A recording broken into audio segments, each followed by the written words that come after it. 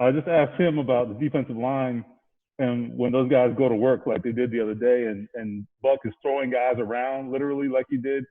Just do you enjoy watching that? What is that like? It's amazing. It's a beautiful sight. I promise you, especially being on the second level and just watching them demolish everybody in front of them. Like you said, DeForest Buckner, he killed a guy like he didn't have a family in the stands. It was, just watching them guys eat up front. It's so exciting, and it just gives you like so much juice. Just watching your guys go to work and win their one-on-one battles, and I felt like that's what made us a great defense last week.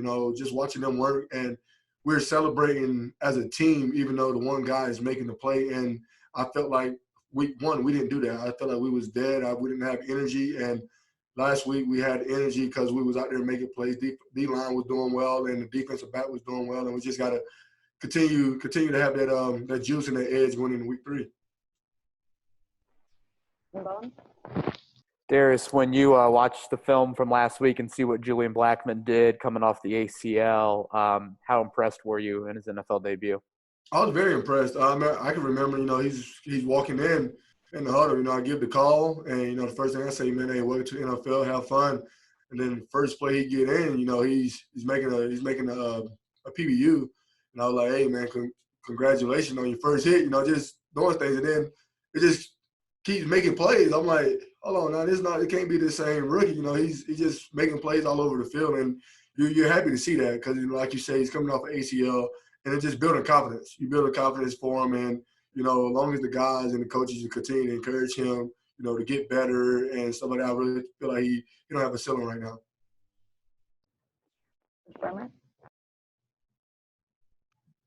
Darius, when you hit milestones like this week, 300 tackles in 30 games, first guy to do that since at least 1987.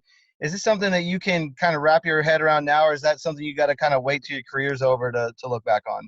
I'm definitely just waiting my career over, because, when they told me, my teammates were congratulating, I'm like, okay, I was just doing the math, it's 10 tackles a game, and, that's not my standard. I'm 15 tackles or more a game. If I don't do that, I didn't have a great game. Am I blessed to receive that award? Yes.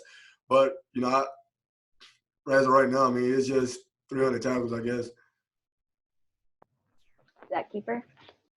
Darius, you came into the league the same year as Quentin, and you guys' careers have both soared kind of the same trajectory. What's your favorite part about playing with him? Is it watching what he does on tape? Is it seeing him in practice and using that to get better yourself? Or is it the fact that you don't have to play games against him? All three, all of the above.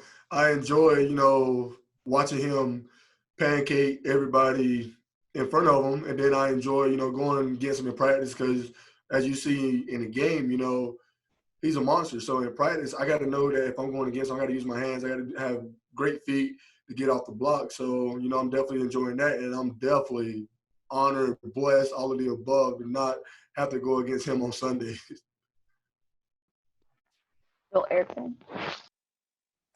Darius, how important for you guys is stopping the run to what you guys then do in the passing game? How important is it to just set that up? It's very important. That's the number one goal on defense. That's the number one goal each week is to stop the run.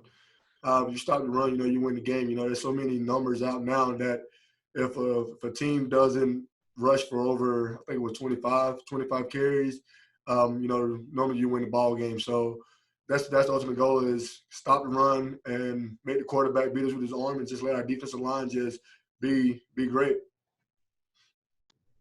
Sylvie? Yeah, Darius, wanted to know when did you realize you didn't have your ring on after the game, and will you keep wearing your ring during games? It was after I took a shower, and as I was putting on my clothes, and I looked down and I was like, uh-oh, I don't have my ring. So that's when I kind of panicked a little bit. But yes, I will continue to wear it. It symbolizes my love. So I don't plan to take it off. I'm gonna continue to wear it. I now just have to be careful whenever I take my gloves off and throw them in the stand there to make sure that the ring is still on my finger. But I would never stop wearing my ring.